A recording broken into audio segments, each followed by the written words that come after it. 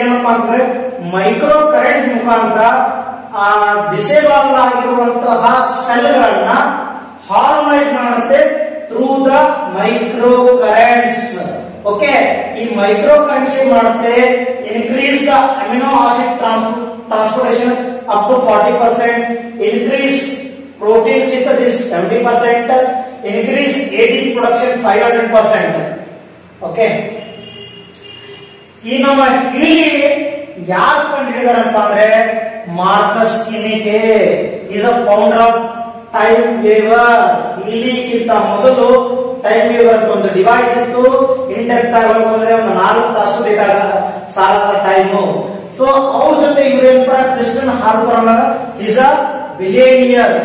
ಇವರು ಕಂಡಿಡೋರು, ಇವ್ರು ಇದನ್ನ ಏನಪ್ಪಾ ಅಂದ್ರೆ ಪ್ರಮೋಟ್ ಮಾಡ್ತಿರೋರು.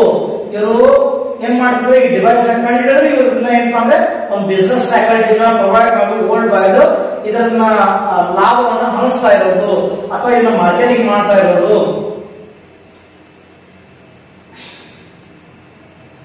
ಸೊ ನೋಡಿ, ಇಲ್ಲಿ ಏನಪ್ಪಾ ಅಂದ್ರೆ 55 ಕಂಟ್ರಿಯಲ್ಲಿ ಇದೆ.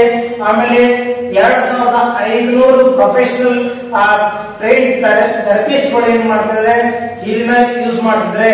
55,000 ಅಪ್ಲಿಕೇಶನ್ಸ್ ಏನ್ ಮಾಡ್ತಿದ್ರಪ್ಪ ಅಂದ್ರೆ ಈ ವರ್ಲ್ಡ್ ವೈಡ್ ಅಲ್ಲಿ